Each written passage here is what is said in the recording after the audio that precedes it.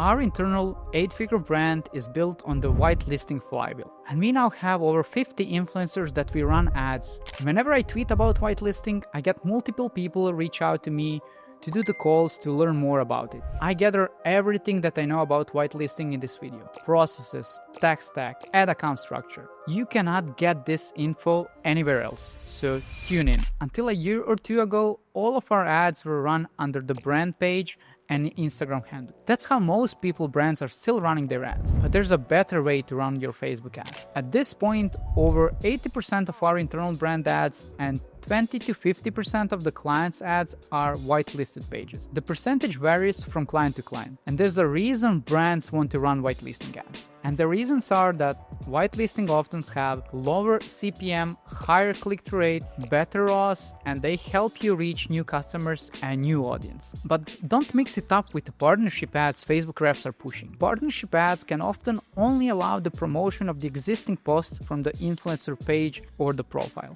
We don't use partnership as an ad type because all of the influencers that we collaborate often have a dedicated affiliate link or a discount code for their followers. So it doesn't make sense for me to promote the post, and as I would end up paying twice for the same purchases. Once for the discount or once for the affiliate for their code, and again for the ad spend. That's why we get access to the influencer page. That way we can, number one, leverage their followers.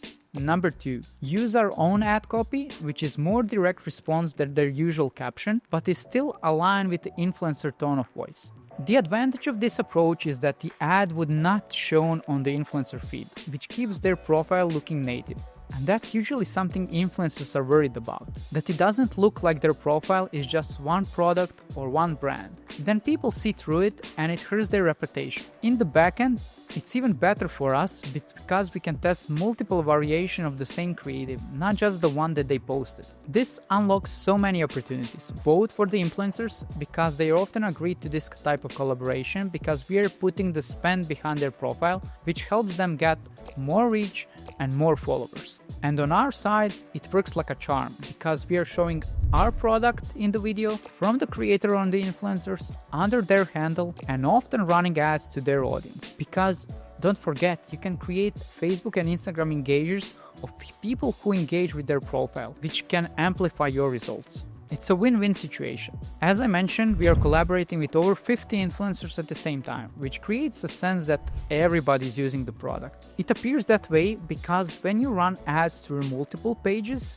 they can all be seen within one Facebook session, compared to when you run ads through just the brand page. Then you can see only one ad from the page per session. But let's get into the exact process we are using. To find an influencers and creators, you can either use Insense, which supports content production and gives you access to the creators via partnership access. That streamlines the whole process, and there's no hassle. I suggest this to all of the brands who want to start with a whitelisting as soon as possible and they don't have internal team. Because believe me, doing it manually, it's painful. It's painful, but it's totally worth it. We internally have 4 people working on just influencer marketing. But our influencer marketing is not just pay-per-post. It's fueling 80% of our content for the ads. That's why our internal team is reaching to the influencers, trying to secure both ad rights and the whitelisting access.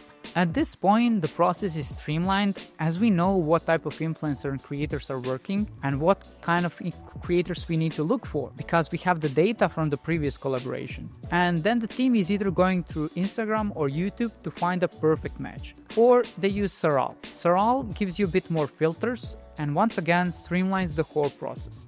Before I dive into the next steps, I would like to mention that there are 3 types of influencers and creators that we work with.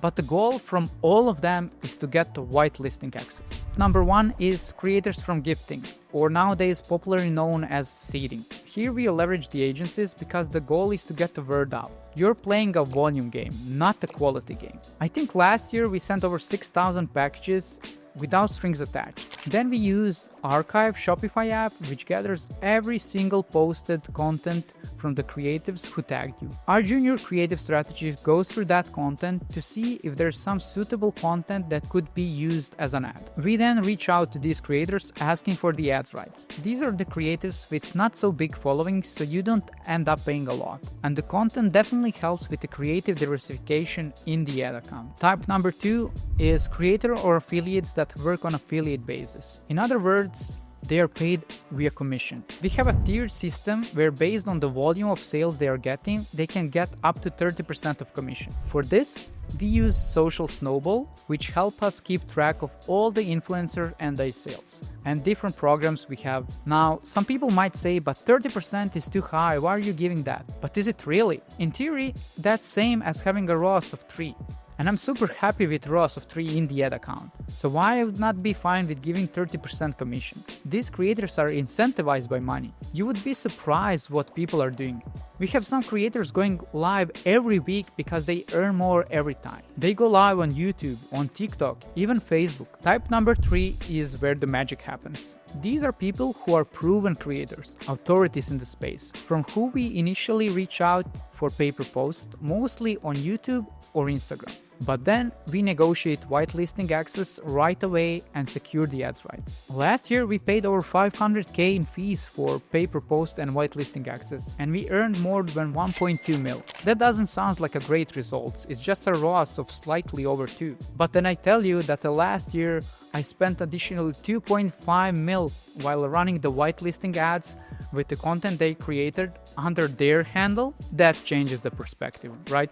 To simplify it for you, I'm willing to lose a bit of money on the front end while paying the per post, although I think it's still debatable whether I'm actually losing money due to all of the impressions that I'm generating. But on the other side, I can make that up by running the ads that are way more effective. And I know whitelisting ads are way more effective than we are running through the brand page. Because a few times I launched the ads under the brand page while I was waiting for the access to the page, and performance wasn't great. After I got access, I launched the same ad under the influencer page, and boom, performance improved. It also happened the other way around. When I had to turn off an ad when whitelisting access expired, I launched them under the brand page and performance wasn't anywhere close. Now that we touch base on the access, let's cover it in more details. Initially, we were providing our business manager ID to the influencers, who would then get into their business manager, add us as a partner, provide managed level of access to their page. But influencers don't know their way around business manager and would often be confused or share the ad account access, not the page access. That's why we started using the tool called Leadsy, which allows you to predetermine all of the steps and level of access from your side, and then you just send a link to the influencers who then just need to accept, and the access would automatically be provided to your business manager ad account and to the person who you predetermine to have the access, which in our case is usually the media buyer. While the access is getting sorted, the influencers either sends a link to the posted video or a raw file to our influencer team, which get passed to the creative strategist. She then assigns a task to the video editor and gives instruction on what to cut, what to speed up, what captions to add, which sequence to additionally add as a hook, and then we end up with 3 or 4 variations ready to go live. By then, our influencer team communicated to the influencers ad copy approved that would go live alongside with the video. I schedule all of my tests in the ABO testing, where each new video from an influencer